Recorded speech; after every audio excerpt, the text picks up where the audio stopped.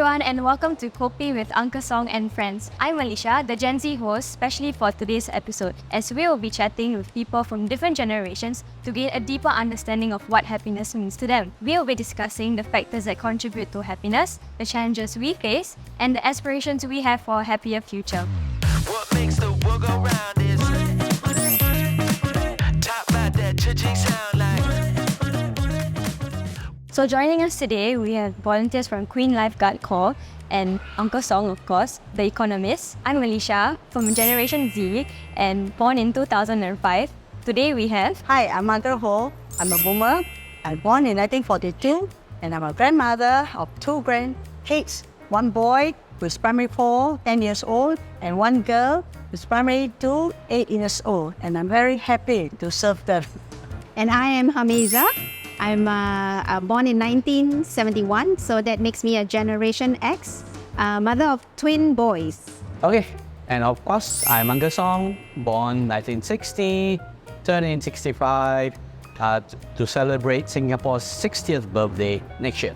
Without further ado, let's jump into the conversation and find out what happiness means to Singaporeans. So Uncle Song, Hameiza and Margaret, do you guys know that Singapore is currently ranked the second most happiest country in Asia? I heard from my 17-year-old. Bopian, I have to know. How will you guys rate your happiness out of 10? I'm an 8 or 9. Yeah. Me too, same. Permanently happy. Depending on the time of the day, what I was doing, or whether I'm looking forward to something. So it's very localized in terms of how I feel that particular day. So it can be mixed, but generally, yes. Do different generations perceive happiness differently? Yes. In my generation, I will say differently from the young one. I may be happy in serving the others passionately because I volunteer and have the passion to help others. But there are people who are not. They only think of themselves. Like what I learned, I like to share. And I feel happy. People are happy, I'm happy. My happiness is when I'm independent and I have my freedom to do what I want. For me, actually, in any situation, how bad it is, I usually find an angle that would make me happy. So maybe that's Look why. on the bright side. Yeah, I always, see the a different angle to it, so that I can enjoy what I actually do. I think it's very important in terms of where we are in our different stages of life. This is our young baby in the group. She has different expectation. Yeah. So it's different aspiration, expectation at different stages of the life. But yeah, important, I think, what you pointed out is that when you look at the bright side, you don't let things Pull you down. Then one can be happier in terms of dealing with issues that are challenging. Yeah, I totally agree with Uncle Song, because right now when I'm at 19, it will probably be different from how you guys are experiencing life at 19. Uncle Song, do you agree that the generation now is more materialistic to back when you were in... Whether it's more materialistic today or less materialistic today, I think my generation certainly more. I suppose it's really a case of, because of what you see around you, you see people essentially just kids go to school, get an education, earn, and then build a solid family because of the different growth cycle.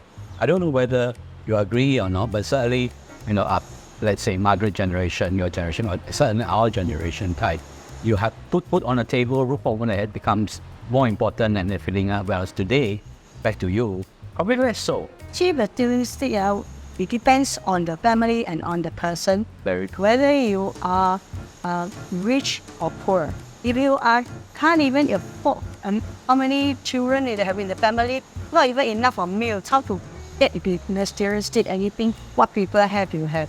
So sometimes you spend within your means, right? But that's it. Actually, I think today the children get what they want. Like I don't know, in my generation, I feel like when I was younger, it's like we tend to be grateful to whatever we had, like what was given to us. Children now compared to what they see like online, because we have social media. Yeah. Back then you guys don't have any social media. Yeah, all the brands. So it's like a bag is a bag, but now it's like, no, it has to be this kind of bag. Right, so that influencer carry one, I must be other. That's right. Yeah. So I guess maybe that's where the word materialistic comes about. Yeah. For me, it's like all down to again economic development. Let's say a family has to put food on the table because there are things. So the background is quite important with regard to happiness, materialistic, and or otherwise. Just that, for example, in my childhood, I could not get what I want. Every time I asked my mother, can you buy a bed for me to sleep instead of sleeping on a plank? Wait till you grow up. Mother, can I buy something for me? Wait till you grow up. Okay, I don't ask you anymore. Okay? I have my freedom. After school, chuck my bag in the house. I go and pray in my prayer. That's my happiness. Because everything you ask for it, you cannot get what you want. Not like now, the children say, Mama, I want this. Okay. Mama, I want that. This different generation, they think different. So it's also depend on family situation. So as a working mother and a community volunteer, how has it shaped your happiness? I marry the two, like in terms of volunteering and finding time, to volunteer, and while I'm actually looking after my children, is I bring my family to volunteer together. Oh, Yeah, when they were younger, they were like child volunteers, but of course I have to choose, activities that they enjoy as well. So like now we volunteer in like sports events. So this is something that they can, Really? can relate to. Important. Like just past last Sunday, the whole family of four had to wake up like at 5 to be at Marina Bay at 6 to volunteer for this running lap. So we busy together, and then after the whole thing, we pack up and we go for a nice makan. So that's how we enjoy, and maybe also that allows us to have common topics to talk about, like like whoever we are, pinpointing and things like that. Yeah. so that's how you balance your personal and professional life. I mean, difficult now because they choose and pick. When they were younger, you just drag them. Yeah, just drag them. Time of year. Yeah. Now you can say no, but they're older. Like, yeah. What about you, Margaret? You have a lot of experience in the healthcare industry, so how does that shape your happiness? I'm happy when I get to teach other people who like to learn something to do resuscitation. So as a first aider, myself as an instructor for CGSI, I train now mostly the new nurses, so they have to undergo training for CPR and AED, and I enjoy teaching them. I've been teaching for more than 40 to 50 years already. So everything is at my fingertip. I don't have to study, So I also share with them my ambulance career. 20 years in the ambulance service, all the things that I've seen, the trauma cancer, the whatever cases that they never come across, right? Experience. Share with them, they enjoy it. So I see them happy, I'm happy. So would you guys agree that money buys happiness? You think money can buy happiness? I have a lot of money, but I can never be happy. I mean, you both always do a lot of volunteer work. I do volunteer, I don't get any money. Yeah. I'm happy. You are passionate enough to help people, and you are willing, and because you help the person, and the person is happy and grateful to you, you should be happy already. But that's called happiness. Yeah. No need to get paid to be happy. I've been volunteering for more than 35 years already in the grassroots. That's what money buys you a certain level of comfort zone, after which it is about what you do that makes you happier. Yes, exactly. Yeah. I mean, money makes the world go round, but to actually be happy, it's more of your own. Yeah.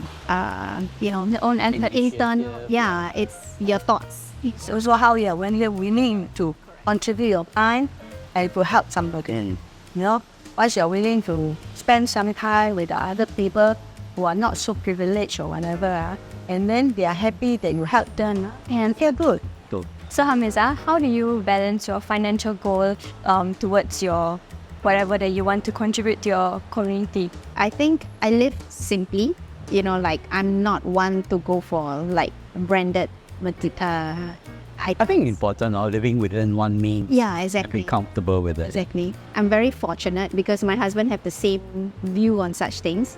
So my children, I guess with our role modeling, they are also not one to like must have, certain brands, must have this, like they can take no for an answer. We enjoy going on holidays. So we keep it such that only year end we go on holidays and we go like all out for that, But for all the other times, we eat at home. We don't really go to restaurants. Yeah. And I think they're just as good, So I think that works for us. Yeah. I would say I'm comfortable, without my Prada bag or my LV bag. I'm still carrying something. Yeah.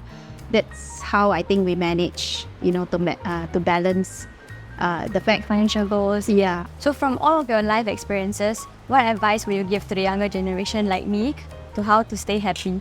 The first thing I advise you, you must have patience, all right? Patience must learn to do some management. First, of course, time management as well as money management, financial management. That whatever money you have, as a special student, if they are given some allowance per day, try not to spend all the money, Spend within your means. We can have saving, it's best to put aside. And then you accumulate it, maybe in future you need something very important, you have the money. I think a lot of students during the school holidays, right, they're going to look for some job, Part-time jobs, yeah. part-time job. It's very good because you get some experience. Like last time when my 3 children during the school holidays, they go and do part-time job without even telling me, and they own their own pocket money. They never even ask me for any pocket money. But of course, if they are happy, okay lah. Of course, if they need as a mother, you do have to help them and give them some money. I would say make friends, not enemies, but that's it. Like, you have to choose your friends wisely then. Yeah. I think you should make, friends who are positive, have positive thinking. So, You are for the people you surround yourself. yes, that's right. Yeah. I feel that is very important. Yeah. Just make friends, not enemies. Choose your friends wisely. Yeah, then you'll be happier. Learn the correct one. Yeah. Yeah. Don't follow the wrong one. Again, a lot also depends on the parents themselves in terms of how they bring up the children so that they can distinguish what is right, wrong.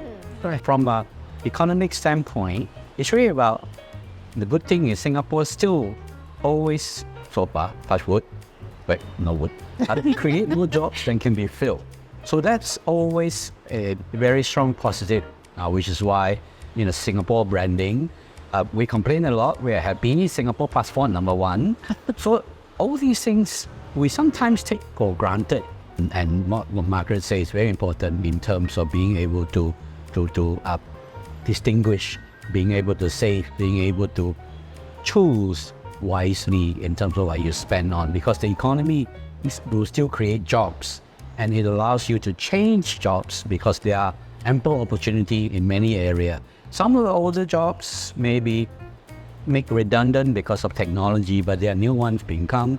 So staying, I think, relevant also becomes very important as well. So if we can continue to find our niche and be happy about it, this is where I suppose the happiness come in lah. Thank you everyone for sharing your memorable experiences and the advice you have given. I'll take note of every one of it. Stay tuned for the next episode of Kopi with Uncle Song and Friends. Bye! As you heard from today, happiness is a very complex yet multifaceted concept. While there may be common themes and shared experiences, everybody's journey towards their own happiness is very unique. I hope that this discussion has helped you reflect on your understanding on happiness. Thank you for joining us. Until next time on Kopi with Uncle Song and Friends. What makes